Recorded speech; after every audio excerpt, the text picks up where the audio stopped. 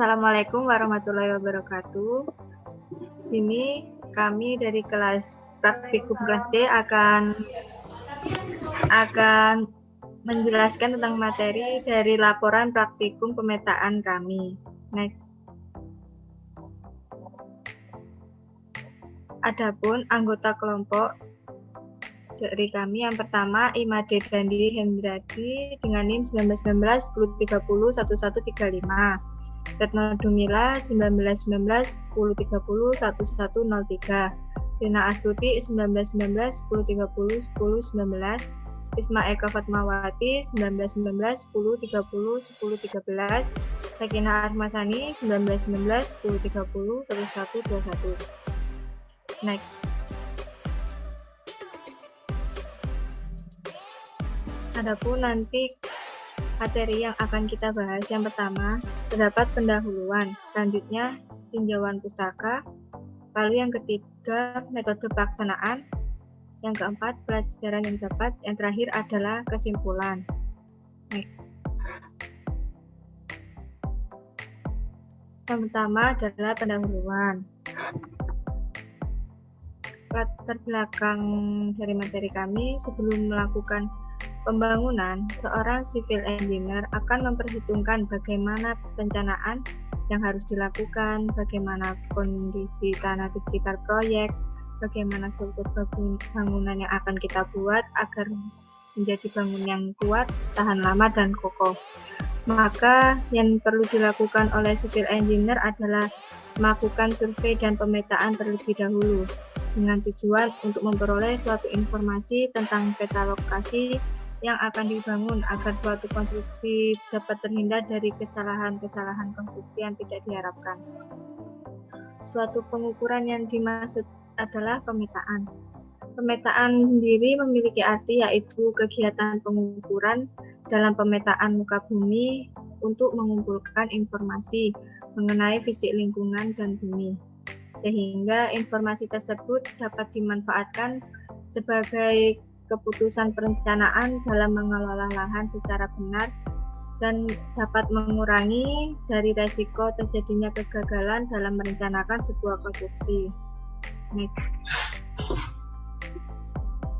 Berikut merupakan manfaat dari laporan praktikum kami. Yang pertama, mahasiswa dapat mengenal peralatan yang digunakan untuk pengukuran.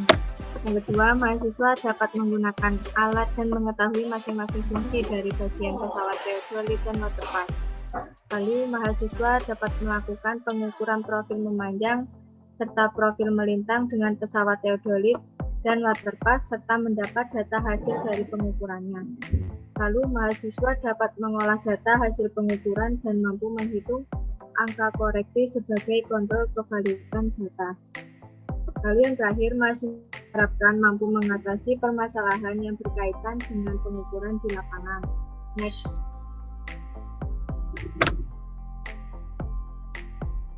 Setelah kita mengetahui manfaat praktikum, selanjutnya adalah tujuan dari praktikum. Yang pertama, mahasiswa mampu mengukur perbedaan tinggi suatu daerah atau lingkungan tertentu, lalu mengetahui cara pengukuran jarak horizontal serta jarak vertikal. Selanjutnya, memahami pengoperasian dari alat ukur jarak datar, dan terakhir, mengurangi risiko kesalahan dalam melakukan pengukuran.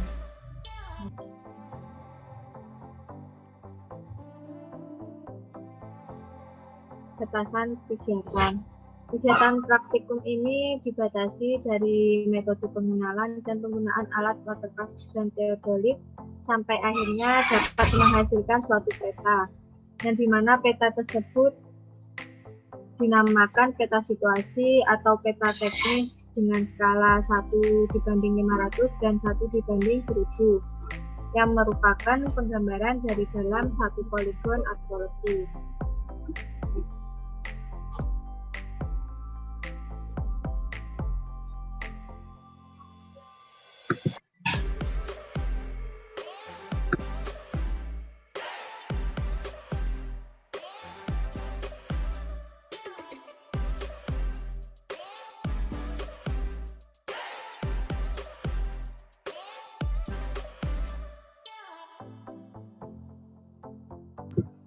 Baik, selanjutnya pada materi ini akan dijelaskan oleh teman saya Rina Astuti.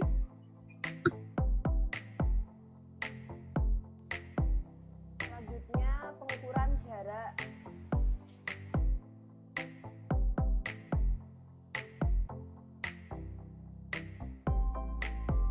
Selanjutnya pengukuran jarak dengan cara langsung. Pengukuran jarak langsung biasanya dapat dilakukan dengan menggunakan pita ukur. Alat-alat bantu pengukuran jarak langsung antara lain sebagai berikut. Next. Yang pertama ada galon. Seperti pada gambar di samping, galon itu adalah tongkat dari pipa besi dengan ujung runcing seperti lembing, panjang antara 1,5 meter sampai 3 meter. Diameter pipa antara 1,5 cm sampai 3 cm. Dicat merah dan putih berselang-seling, galon ini berguna pada pelurusan dan untuk menyatakan adanya suatu titik di lapangan pada jarak jauh. Next.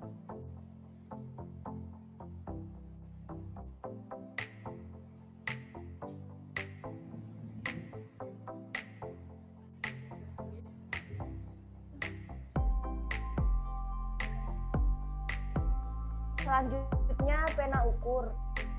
Seperti yang terlihat pada gambar di samping, pena ukur adalah alat untuk memberi tanda titik sementara di lapangan. Terbuat dari besi dengan panjang kurang lebih 40 meter dan runcing di ujungnya dan ujung lain lengkung. Next.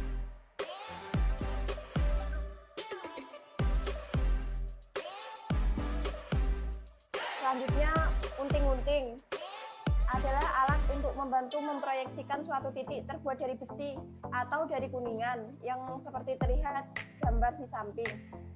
Next. Kemudian water pasangan, alat bantu untuk mendatarkan pita ukur seperti terlihat pada gambar. Next. Selanjutnya prisma dan kaca sudut, alat bantu untuk menentukan sudut 900 derajat. Next. Selanjutnya pegas ukur, tersedia dan dilengkapi dengan pegas pengukur ketegangan seperti yang terlihat pada gambar. Next.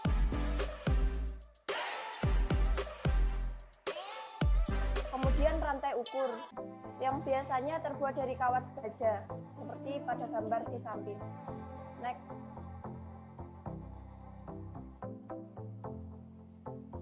Selanjutnya alat ukur. Panjang alat-alat tersebut antara 20 meter sampai 50 meter dan ada pula yang 100 meter. Namun panjang kayu ukur hanya 3 meter sampai 5 meter. Lebar alat-alat ini antara 1 cm sampai 2 cm. Dan tebalnya 0,1 mm sampai 0,2 mm. Satuannya umumnya adalah meter, 0,5 cm sampai 1 mm atau inci, 0,125 inci sampai 0,1 inch.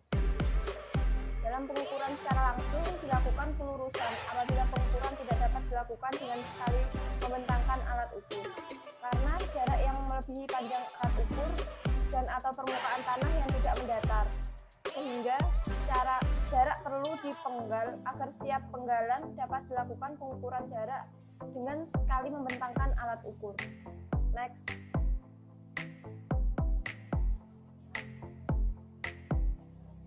Kemudian pengukuran jarak dengan cara tidak langsung atau jarak optis. Pengukuran jarak optis termasuk dalam pengukuran jarak tidak langsung. Jarak di sini didapat melalui proses hitungan. Pengukuran jarak optis dilakukan dengan alat ukur teodolit, GTM, sifat datar, dan lainnya. Karena pada alat-alat tersebut dilengkapi dengan benang-benang stadia atau ada diafragma.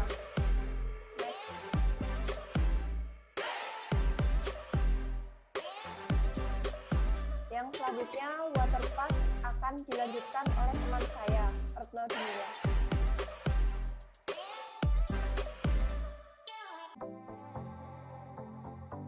Berikutnya yaitu water pass. Berikut tahapan-tahapan pengukuran metode 1 dengan menggunakan water pass. Yang pertama, meletakkan waterpass di atas tripod yang sudah diberdirikan. Kemudian, memasang unting-unting di bagian bawah kepala tripod hingga tepat di atas paku yang telah ditancapkan. Kemudian yang ketiga, memastikan waterpass dalam keadaan datar. Jika masih belum datar, bisa dilakukan pengaturan pada gelembung nivo atau gelembung nivo berada di tengah, mengartikan waterpass dalam keadaan datar atau dengan cara mengatur skrup pendatar. Kemudian yang keempat, mengukur tinggi alat waterpass menggunakan rollermeter mulai dari permukaan tanah patok titik B hingga benang tengah teropong dan mencatat tinggi patok B di selembaran. Kemudian, mendirikan rambu ukur secara vertikal di atas titik B yang dipegang dengan tangan dan mengukur tinggi patok titik B menggunakan meteran kecil dan mencatatnya dalam selembaran.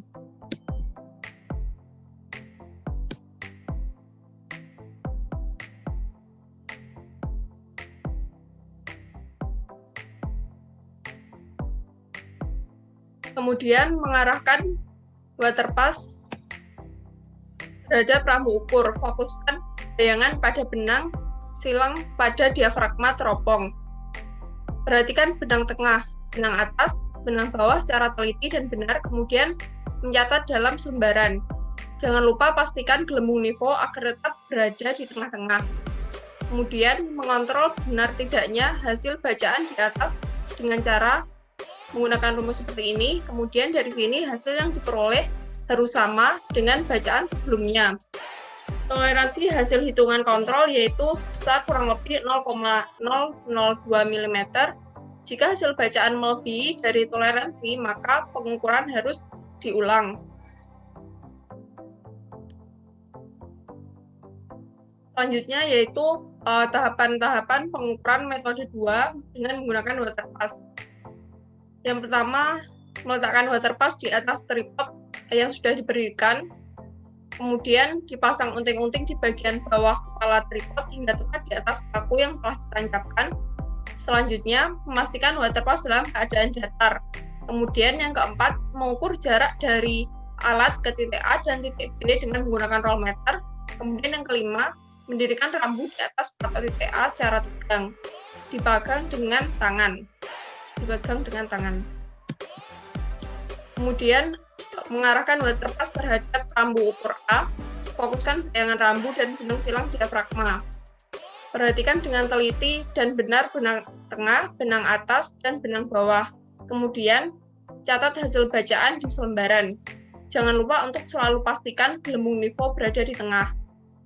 Melakukan selanjutnya yaitu melakukan cek terhadap bacaan dengan cara rumus seperti ini, kemudian hasilnya harus sama dengan BTA atau masuk dalam toleransi sekitar 0,002 mm.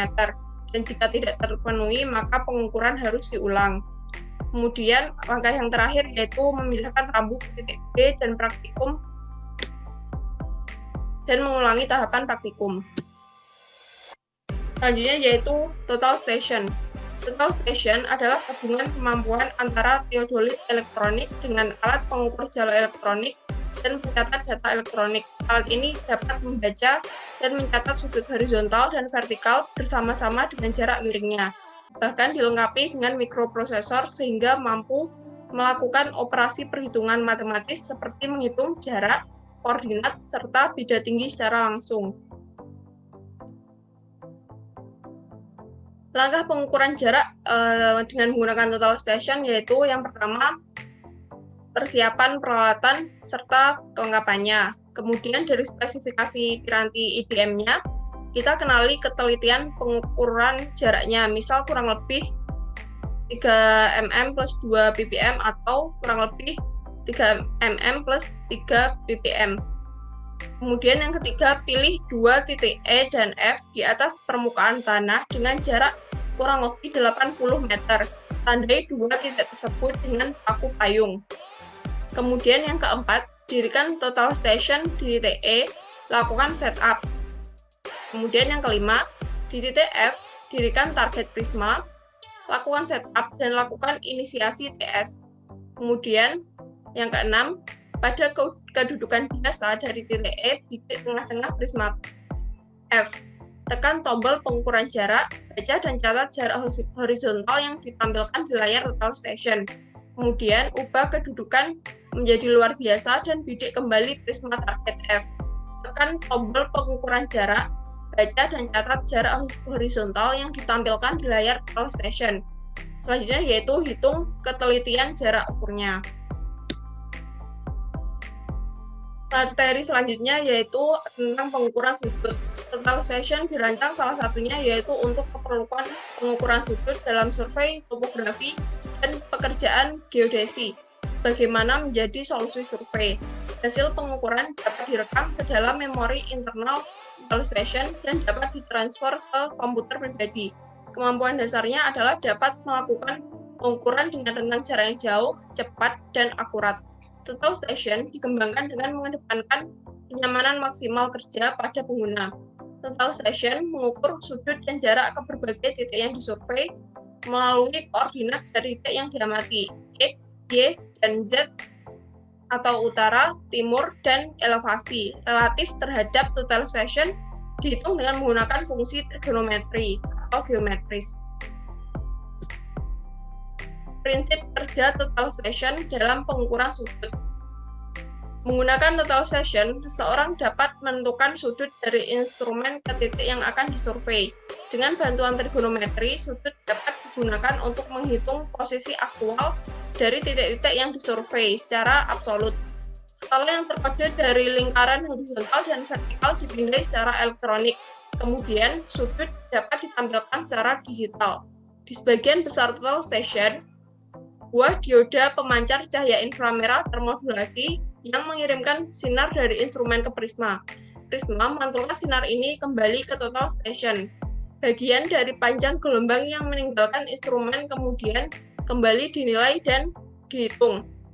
Atau dengan kata lain, instrumen IDM yang terpasang di dalam teleskop total station mentransmisikan sinar inframerah yang dipantulkan kembali ke unit dengan bantuan prisma. Dalam hal ini, IDM menggunakan pengukuran waktu untuk menghitung jarak yang ditempuh oleh sinar tersebut. Dengan beberapa pengecualian, instrumen IDM mensyaratkan bahwa target sangat reflektif dan prisma yang mencerminkan biasanya digunakan sebagai target. Data yang direkam tersebut dapat langsung diunduh ke komputer. Penggunaan perekam data lebih lanjut dapat mengurangi kesalahan perekaman dan menghilangkan kebutuhan seseorang untuk merengkap data di lapangan. Penentuan sudut dan jarak pada dasarnya merupakan tindakan terpisah. Pembidikan teleskop dilakukan dengan sangat hati-hati terlebih dahulu. Ini adalah bagian dari proses dengan potensi nyata kesalahan manusia. Ketika teleskop telah diarahkan, kemudian sudut ditentukan. Pengamat kemudian mulai melakukan pembacaan jarak target oleh IDM. Ini hanya membutuhkan beberapa detik dan perhitungan dapat dilakukan segera. Tahapan teknis total station. Pada survei di lapangan, total station dipasang pada tripod sebelum digunakan seperti tadi. Kemudian bagian prismanya dipasang pada tiang yang ketinggiannya diketahui. Braket pemasangan termasuk alat bantu untuk mengarahkan instrumen. Pemasangan prisma harus menghasilkan titik pantulan yang sejajar dengan pusat kutub tempat ia dipasang. Instrumen harus diarahkan pada prisma. Jadi, hal tersebut selanjutnya dapat menghitung posisi prisma dan bukan titik yang akan disurvei. Karena prisma berada tepat di atas ujung ketinggian tiang dapat dikurangi untuk menentukan lokasi titik. Hal tersebut dilakukan secara otomatis. Tiang harus dipegang dengan erat, garis level terpasang sehingga teknisi memegang tokat sebagai jack. Tidak semudah yang diharapkan orang untuk memegang tiang dengan tegak, terutama jika ada angin. Sebagai akibatnya, banyak bacaan mungkin diperlukan. Karena masalah ini, metode penampakan yang dipilih pada kesempatan seperti itu mungkin bukan untuk memulai dengan melihat pada prisma itu sendiri, melainkan pada ujung tiang di mana ia menyentuh tanah. Sudut dari utara kemudian akan diperbaiki dan tidak terpengaruh oleh pergerakan kutub. Kemudian tujuan teleskop dapat dinaikkan ketika prisma hanya menyesuaikan sudut kemiringan. Selanjutnya yaitu akan dijelaskan oleh teman saya.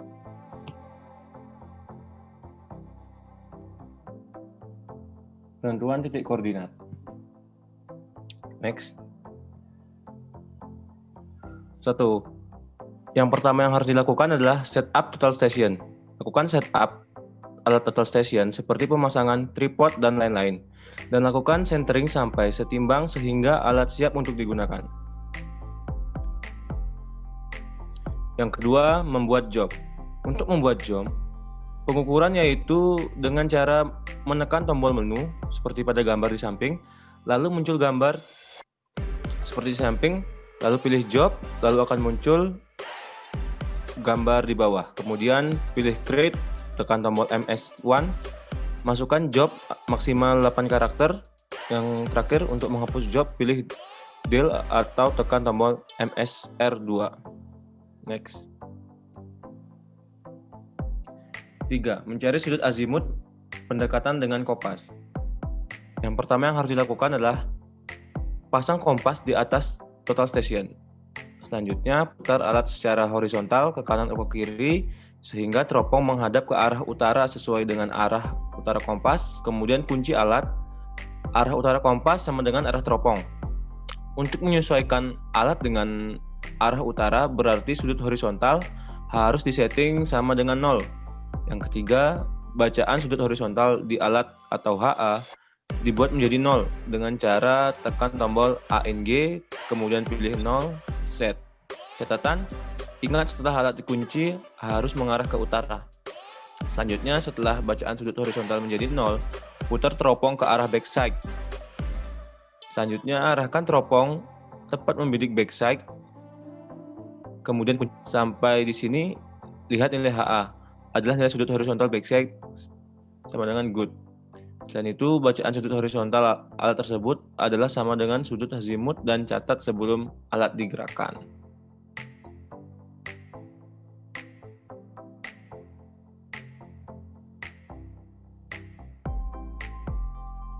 Yang keempat, memasukkan koordinat tempat berdiri alat. Untuk memulai pengukuran, setiap kali telah memberdirikan alat maka masukkan yang pertama tinggi alat diukur dengan meteran. Yang kedua, koordinat tempat berdiri. Syarat pengukuran harus ada koordinat awal atau station. Apabila tidak ada koordinat awal, kita buat koordinat lokal atau pemisalan. Contoh 50.000, 50.000, 300. Untuk memasukkan koordinat tempat berdiri alat yaitu dengan cara tekan tombol STN atau tombol nomor 7 sehingga akan muncul seperti berikut atau gambar di samping. Untuk memasukkan koordinat tempat berdiri alat kita pilih known. Selanjutnya kita diminta untuk memasukkan nomor titik dan koordinat STN yaitu koordinat X, Y, Z. Tempat berdiri alat serta kodenya. Kode dapat berupa nama BM, nomor patok, dan lain-lain. 5. Memasukkan backside. Setelah koordinat tempat berdiri alat dimasukkan, maka secara otomatis alat akan meminta untuk memasukkan informasi data backside. Ini merupakan syarat pengukuran dan informasi ini dapat berupa 1. Informasi koordinat site. Yang terakhir, informasi azimut dari titik koordinat berdiri alat ke titik backside. Yang keenam, melakukan pengukuran foresight. Putar teropong dan arahkan ke titik P1 atau titik foresight. Bidik dengan tepat, kemudian lakukan pengukuran dengan cara menekan tombol MSR1. Kemudian tekan tombol enter untuk merekam data. Yang ketujuh, pindahkan alat titik ke selanjutnya. Posisi alat berdiri di titik P1, sedangkan backside di titik P0 dan foresight di titik P2. Langkah yang dilakukan sama dengan langkah 3, 4, dan 5. Yang berbeda pada saat melakukan pengukuran backside, yang kita inputkan adalah koordinat backside pada titik P0.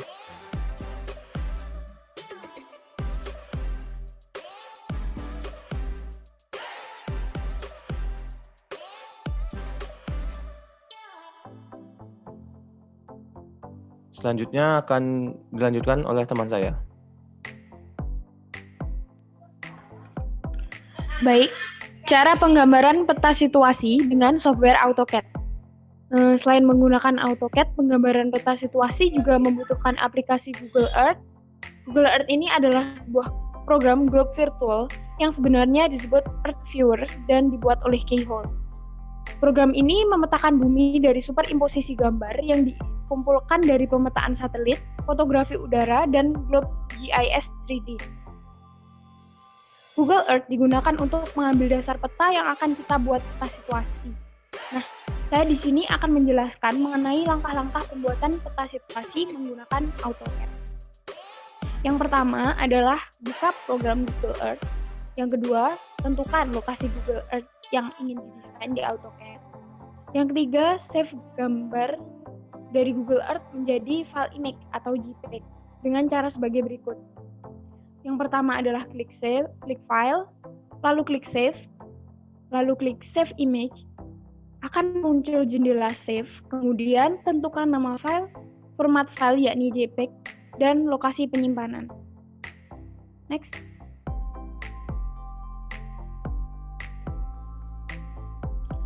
Yang keempat adalah copy gambar Google Earth yang telah menjadi file image atau JPEG tadi dengan cara explore file tersebut, kemudian klik kanan di filenya, lalu klik copy. Kemudian buka program AutoCAD. Nah, gambar ini akan ditampilkan di program AutoCAD dengan cara klik kanan di program AutoCAD, klik paste, tentukan spesifikasi scale faktor unitnya 100 aja dengan cara ketik 100 pada keyboard. Hidupkan ortho atau lingkaran merah agar gambar lurus dan rapi. Dan klik kiri, maka akan tampil sebagai berikut. Bila gambar tidak menunjukkan penuh atau double, klik scroll pada mouse. Nah, klik scroll ini bisa kita zoom in gambarnya maksudnya agar lebih jelas.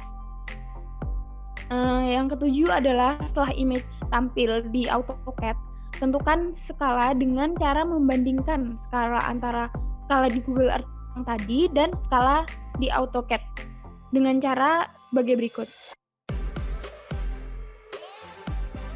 Yang pertama, buka Google Earth, tarik garis pengukuran dengan mengeklik tools, klik ruler, yakni diukur dulu garisnya. Setelah jendela ruler muncul, lain tentukan standar pengukuran pada meter. Ambil patokan ujung ke ujung garis yang akan diukur, bisa mengambil contoh garis yang terlihat pada peta. Misalkan garis ini adalah jalan, atau garis dari panjang suatu bangunan. Setelah itu lihat beberapa jarak yang muncul setelah dilakukan pada garis tersebut. Selanjutnya buka lagi software AutoCAD.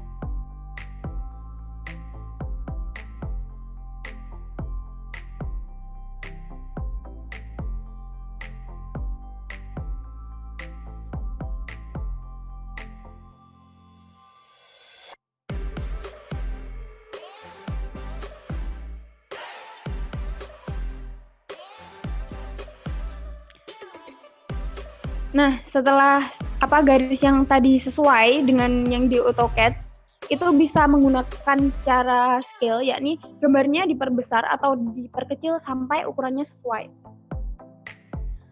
Setelah gambarnya sesuai dengan skala di Google Earth, kita dapat menjiplak gambar menggunakan program Draw di AutoCAD dengan layer tertentu. Contoh, landasan bandara dengan layer berwarna cyan, bangunan bandara dengan layer berwarna kuning, dan jalan akses bandara dengan layer berwarna hijau, dan tentunya masih banyak lagi. Setelah penjiplakan selesai, lengkapi dengan garis-garis detail gambar. Hapus gambar foto yang dari Google Earth. Next.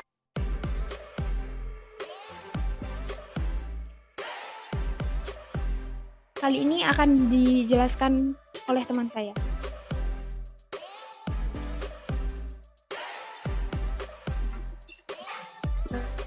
Baik, selanjutnya adalah metode pelaksanaan dari pengukuran. Pertama adalah pendahuluan. Tahap awal dari pengukuran ini adalah berkonsultasi dengan ASLab dan Teknidi. Selanjutnya mencari sumber referensi melalui studi literatur terkait dengan materi yang akan dibahas dalam pengukuran, sehingga dapat mempermudah proses pengerjaan site plan Fakultas Teknik Universitas Jember. Next. Selanjutnya adalah survei lapangan. Survei lapangan di sini dilakukan untuk mencari dan memperoleh data asli yang ada di tempat pengukuran. Data tersebut berupa letak, dimensi, elevasi, dan dokumentasi. Dalam survei lapangan menggunakan beberapa alat, yaitu pertama laptop Lenovo AMD-EI, yang kedua data station Nikon DCM 322, buku tulis, tripod, prisma detail dan prisma poligon, paku, palu, meteran, dan payung. Next. Selanjutnya adalah pengolahan data. Pengolahan data di sini bertujuan untuk menghitung dan mengolah data yang diperoleh dari hasil survei di tempat pengukuran dan memudahkan dalam penyusunan hasil penelitian. Pengolahan data di sini menggunakan software seperti Excel 2007, AutoCAD 2010, Survey 11, PCLP, Plan Cross Section and Longitudinal Program Profile, dan Trans-IT. Proses pengolahan data dan pengukuran hasil survei dapat dilakukan sebagai berikut. Next.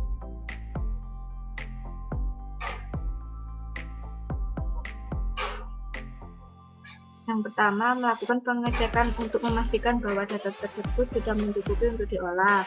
Apabila tidak mencukupi, dilakukan survei kembali untuk mengumpulkan data yang masih diperlukan. Lalu memindah data hasil pengukuran pada alat data station ke laptop dengan software Trans-IT untuk mengetahui hasil pengukuran. Lalu mengolah data hasil pengukuran dengan bantuan Microsoft Excel 2007 guna minimalisir kesalahan perhitungan dan mengetahui letak koordinat XYZ. Setelah dengan Microsoft Excel, kemudian mengolah dengan AutoCAD 2010 untuk mendapatkan gambar side plan dan luas area. Selain itu, data tersebut juga diolah menggunakan software PCLP, Plan Cross Section and Longitudinal Program Profile guna mengetahui potongan memanjang dan melintang. Lalu, untuk mendapatkan gambar peta topografi atau kontur dari hasil pengukuran di tempat penelitian, data yang diperlukan adalah data koordinat XYZ pada pengolahan software Microsoft Excel 2007, kemudian memasukkan data tersebut ke dalam software Super 14. Next. Validasi data hasil pengukuran. Proses validasi data dari hasil survei dan pengukuran di tempat penelitian dilakukan dengan beberapa langkah sebagai berikut. Melakukan pengecekan data hasil survei dan pengukuran untuk memastikan bahwa data tersebut sudah mencukupi untuk divalidasi. Lalu data yang divalidasi adalah berupa data koordinat dari letak titik-titik yang diukur di lokasi penelitian. Selanjutnya mengecek titik-titik penembakan detail dengan software AutoCAD 2007 guna mengetahui apakah letaknya sesuai dengan kondisi yang ada di lokasi penelitian. Titik yang dimaksud di sini seperti titik letak bangunan, titik poligon, titik letak jalan, dan letak titik-titik yang lain. Apabila titik-titik yang divalidasi tidak sesuai dengan letak dan kondisi di lokasi penelitian, berarti terdapat kesalahan dalam proses pengukuran di lokasi penelitian. Ukuran yang telah dilakukan dinyatakan salah. Oleh karena itu, perlu dilakukan pengukuran ulang untuk memperoleh data yang benar sesuai dengan lokasi penelitian. Apabila titik-titik yang divalidasi ternyata sesuai dengan letak yang ada di lokasi penelitian, berarti pengukuran yang telah dilakukan dapat dikatakan dengan benar. Next.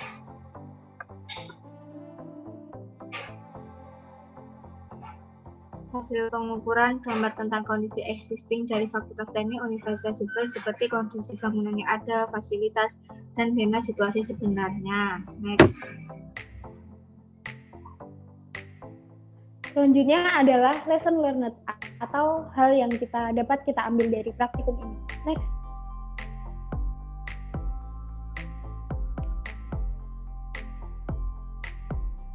Next. Beberapa hal yang dapat kita ambil dari praktikum ini adalah yang pertama, hal yang dibutuhkan sebelum perencanaan, yakni pemetaan.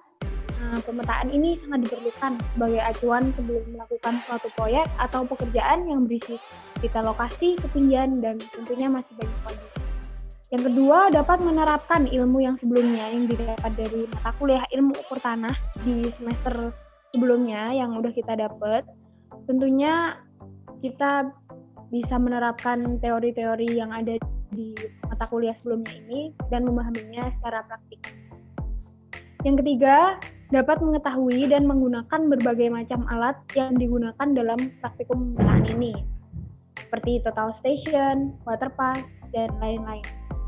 Yang keempat, dapat mengolah data yang didapat dari total station dan mengubahnya menjadi peta situasi. Pengetahuan ini sangat berguna di dunia kerja karena peta situasi akan dibutuhkan di berbagai bidang ilmu. Yang kelima adalah kemampuan penulis dalam membuat peta situasi menggunakan software AutoCAD. Hal ini bisa dilihat dari cara yang sudah disebutkan di dalam laporan ini.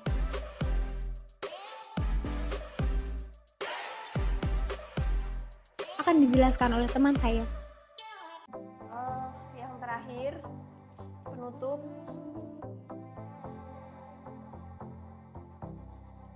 Kesimpulan dari melakukan praktikum tersebut yaitu total station menggunakan alat total station. Total station merupakan alat ukur sudut dan jarak yang terintegrasi dalam satu unit alat IDM.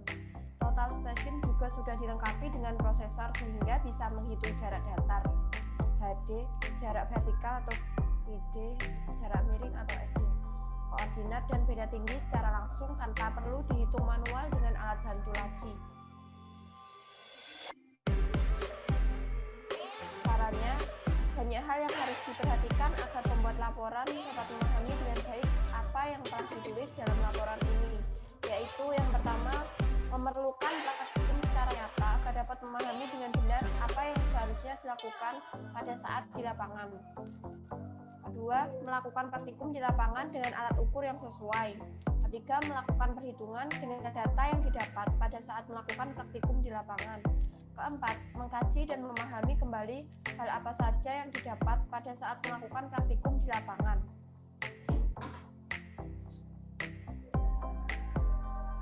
Terima kasih. Sekian dari kelompok kami, kurang lebihnya mohon maaf. Wassalamualaikum warahmatullahi wabarakatuh.